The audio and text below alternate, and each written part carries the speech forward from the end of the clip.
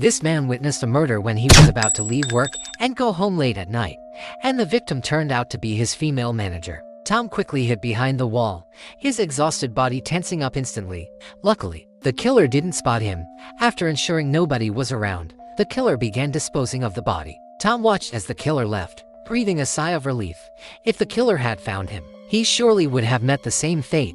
Tom hurriedly ducked into the restroom, planning to wait until the killer left the building before heading home. However, upon pushing the restroom door, he found a colleague, the production manager of their pharmaceutical company, seemingly killed by the same killer. Tom, intending to check if the colleague was still alive, accidentally triggered the flush sensor. Thankfully, the killer wasn't nearby, so Tom locked the door, realizing hiding there temporarily wasn't a long-term solution. Shortly after, the killer returned, but instead of immediately dealing with the body, he cleaned the blood from himself. With no escape route, Tom squeezed through a narrow gap under the partition to the adjacent stall. However, as he did so, he accidentally triggered the flush sensor again. Fortunately, no danger, as the colleague's body also triggered the sensor. The killer thought there was nobody next door. As the killer's footsteps faded away, Tom emerged from hiding. He headed to an office to call for help, only to find another colleague still working. Tom quickly informed the colleague about the killer in the building and urged him not to make a sound. Then, he grabbed him and rushed into the elevator, but it seemed the killer had tampered with it. No matter how much they pressed the buttons, the doors wouldn't close. They attempted to use the stairs, but the stairwell's heavy metal door was locked shut. The killer had likely done this to ensure nobody in the building would escape alive. Tom and the colleague decided to split up. The colleague used the computer to call for help while Tom searched for another way out. However, as Tom progressed, he suddenly saw the killer approaching from ahead. Terrified, Tom ran to rendezvous with the colleague, but the colleague loudly stated that the network had been cut off. Despite Tom covering their mouth, the killer heard, entering the room to find it empty except for the illuminated computer. Both Tom and the colleague held their breath, hiding under the desk. Luckily, the killer didn't notice them, simply unplugging the computer before leaving. However, they had underestimated the killer's intelligence. Just as Tom and the colleague emerged, the killer swiftly returned, only to find the colleague preparing to call for help. Holding him at gunpoint, the killer demanded to know if there were others in the company. The righteous colleague indicated that there was only himself. Meanwhile, Tom hid in the darkness, witnessing the colleague's tragic demise at the hands of the killer. Rushing back to his desk, Tom attempted to call for help with his phone, only to find it dead. Trembling, he plugged in his phone to charge. Suddenly, he noticed legs slumped behind him. Upon closer inspection, he discovered it was the colleague's corpse. In a desperate attempt to survive, Tom took the colleague's access card, successfully unlocking the stairwell door. However, he nearly screamed in terror upon stepping outside, as the killer was standing right there. Shaken, Tom watched as the killer dragged the manager's body towards the stairwell. With trembling legs, he realized the killer was getting closer. Thankfully, the killer received a call and hurriedly left in the opposite direction. As the killer passed Tom's desk, his phone, now fully charged, turned on, and wife's call came through, and the killer went through it, discovering all of Tom's personal information. In the empty office, the killer called out Tom's name, while Tom cowered under the desk, trying not to make a sound. While the killer searched for him, Tom slipped into another office and lit a piece of paper, taking a risky move. Tom lit the fire to attract the attention of a man in the opposite building. To make the flames more noticeable, he set the entire curtain ablaze. Thick smoke billowed, and he waved frantically to signal for help. The killer, following the smoke, rushed over. Seeing the fire inside, he quickly went to find a fire extinguisher. Tom heard the killer's footsteps and fled, only to collide with the killer as he exited. Surprisingly, the killer didn't immediately chase him, instead extinguishing the fire before indicating to the man across the way not to call for help, as he could handle it himself. Tom, managing to escape, hurried to the front desk computer and inserted the access card. He attempted to modify the access program to grant permission only to his card, anxiously watching the progress. He heard the killer's footsteps again.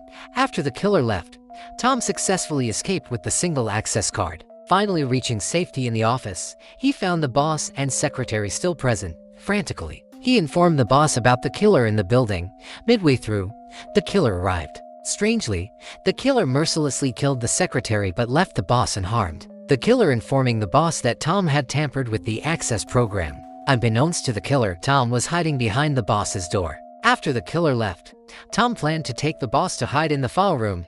However, The killer spotted them, shooting at Tom, but accidentally hitting the boss's arm. Thankfully, Tom reacted quickly, pulling the boss into the file room and locking the door. With the killer's access card now invalid, there was no way he could enter. Feeling relieved, Tom witnessed the killer's desperation as he realized he'd been outsmarted. Unexpectedly, the next moment, the killer calmly took out Tom's phone.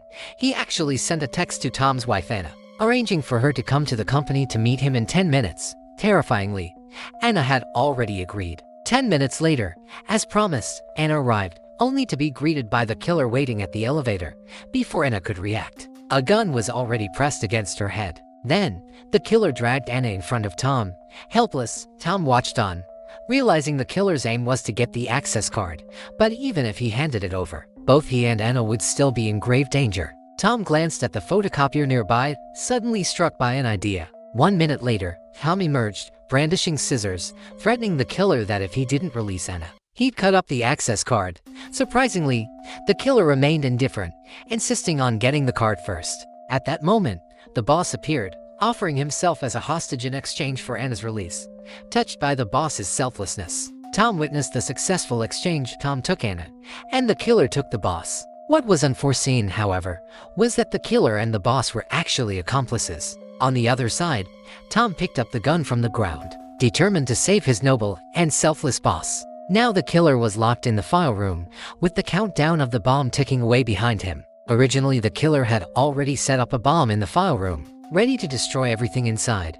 The killer calmly took the access card and opened the door, only to realize that he had been tricked by Tom. Tom used the copier to print the cover of a business card and then pasted it onto a small fake card, successfully deceiving the killer. The killer panicked, turning to run towards the bomb to disarm it, but it was too late. Tom watched the archive room engulfed in flames, unsure of what secrets the killer wanted to destroy. With courage, he ventured inside to save the files, though uncertain if the killer was alive or dead. Suddenly, the killer lunged at him from behind, and they wrestled furiously, both falling to the ground. In a moment of desperation, the boss suddenly fired a shot, seemingly to silence the killer. Knowing his end was near, the killer handed his phone to Tom, whispering for digits 1122 before meeting his fate. Tom wanted to uncover what secrets the archive held. He examined some files with special codes, discovering evidence of the company manufacturing counterfeit drugs. Fuming, he stormed into the boss's office. To his disbelief, the boss, whom he had faithfully served for 10 years, was a deceitful criminal. Tom used the killer's phone and entered the code, realizing it was the password. Dialing the only number in the contacts, a ringtone echoed from the boss's pocket. Finally comprehending the truth, Tom learned that the killer and the boss were in cahoots. Unable to hide the truth any longer, the boss revealed that he had hired the killer to eliminate the woman, the only one who knew the company's secrets. Their plan was to destroy the evidence in the archive after her demise. However, the boss's negligence in failing to dispose of the overtime staff led to the killer being spotted multiple times, resulting in numerous casualties. Tom never imagined his boss was capable of such treachery. Feeling betrayed after years of dedicated service, the boss didn't intend to kill Tom but offered him a tempting deal instead. If Tom pretended nothing happened and assisted in destroying the evidence, the boss would grant him 30% ownership of the company. After a serious conversation, Tom left with the documents, his expression grave. No one knew if he would uphold his moral principles or succumb to greed. Faced with such temptation, what would you choose?